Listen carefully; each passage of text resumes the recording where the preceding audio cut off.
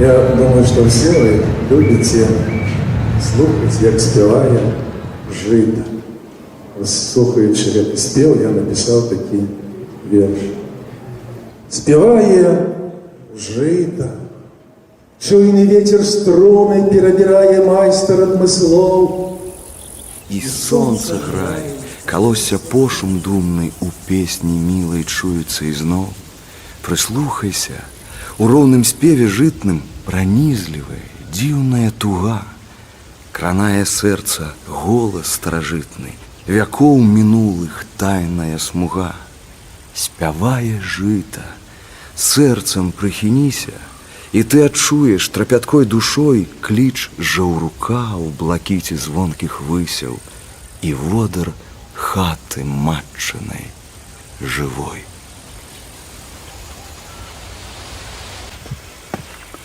Добрый день, родная хата.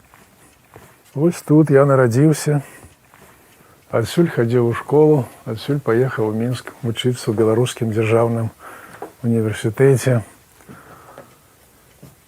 Тут выросла наша сям'я. 11 дзяцей было у нас у сям'і. Тут где-то закопана под альтанкой моя пуповина, потому что мы, дети, все нараджались не в больнице, а нараджались в этой хате. Увогуле, вёска дала вельмі многае, тому что я жыў сярод шчырых, простых, працавітых людзей. Люди, я згадываю это заўсёды з прыемнасцю, былі вельмі шчырыя, адкрытыя. Я памятаю, ў дзяцінстве у нас ні ў кого не было на дзвярах замкоў. І калі мы ішлі ў лес ці на рэчку, усе пакідалі дом, мы ці суседзі, то вось зашчэпку і палачку зверху вставлялі. Это всем было відаць, што гаспадароў не было дома. Культ працы быў. Заўсёды была вялікая гаспадарка. Але яшчэ і многа рабілі для калгаса. Напрыклад, тата, калі быў брыгадзірам, і калі ён даваў астатнім, напрыклад, паўгектара буракоў выбраць, ці лёну прапалоць, то маме гектар. Таму што ён казаў, жонка брыгадзіра павінна паказваць усім прыклад. Ну, і мы, конечно, дапамагалі. І вось такая пастаянная праца, абавязкі, мы все ў сям'і ведалі. Яны проста вось выхоўвалі, па-першае, і павагу да чалавека працы, і любоў да працы, і самую працавітасць, цягавітасць. Калі ўзяўся, задумаў нешта, значыць, зрабіць да канца, давесці да канца, не кінуць на сярэдні.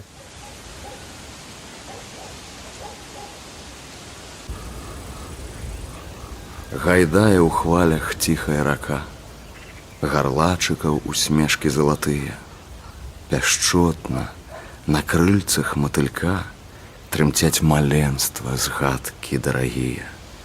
Душу зноў перапоўніла любоў, а сэрца замінае ад самоты. Не трэба луг, вярнуўся я дамоў, спявай і плач ты неспатольна потым. Зноў на рэлях дзіўнага святла хачу на міг у казачныя сны. Яшчэ не адпалаў ва мне датла боль за грахі і горасці зямныя. Раніцай, калі прачынаешся, можна пачуць журавлёў. Раней там былі балоты і травы, касілі, выкашвалі ўсё. А цяпер зарасло бярозай, альхой. Ёсць грыбы, і пасяліліся самыя розныя птушкі і звяры. І жураўлі. І так развяліся, што калі 6 гадзін раніцы я прачынаюся, калі прыязджаю на радзіму, я слухаю і пішу пад жураўліныя песні. Это что-то незвычайнае, таму што журавлі звычайна селяцца там, дзе дзікае месца, дзе мала людзей. Ну, вот шалаш мой. Кожны год летом я прыязджаю на радзіму адпачываць, мне тут вельмі добра пішацца. Я аднаўляю шалаш, крыю яго клёнам, папаратнікам, сенам, свежай травы высушанай, упрыгожваю рознымі кветкамі. Праз 2 дні, калі яны прывянуць, тут стаіць такі водар, што многія просяцца проста сидеть тут, подыхать, а мне здесь вельми хорошо пишется. Я заходжу раніцай гадзіну 7, пишу до 9, пасля сняданка адпачываю, пасля в обед и вечером так само.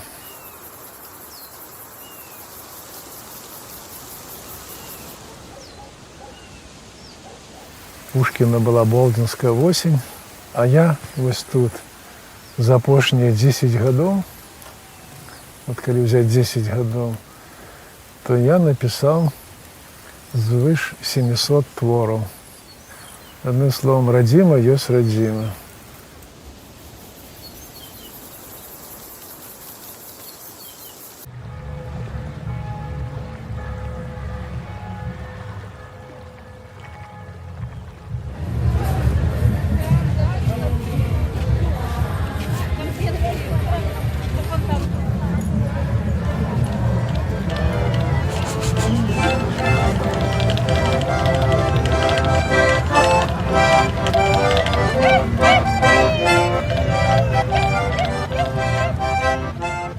Задача літаратуры стварыць такі прыгожы малюнак, каб ён у любым чалавеку, нават не занадта выхаваным, адукаваным, адкрыць, абудзіць вось эту прыгожую струнку. Кажуць, пісаць для дзяцей асабліва складана і адказна. Пісьменнік павінен пастарацца знайсці з юнымі чытачамі агульную мову. І ў каго гэта атрымліваецца, іх творы становяцца любімымі на ўсё жыццё.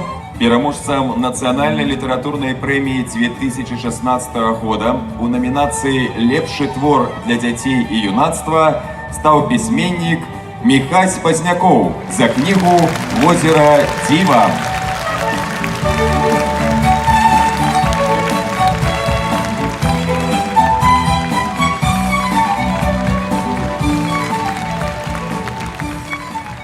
Слово, книга были, есть и будут крыницей адукации, осветы, основой культуры, той глебой, на якой под боским небом нараджается, квітнее, мужнее душа человека, душа народа, его духовность. Я прочитаю свой короткий верш «Родная мова». У городе, між нив житньових, у важном доме, с теплой хате, не забывайте сціплай хаце. мову. Не забывайте родной мовы. Для нас яна навек як маці. Каб свет чароўнай прыгажосцю нас ні на момант не пакінуў, шануйма мову не як госцю, а як матулю, гаспадыню.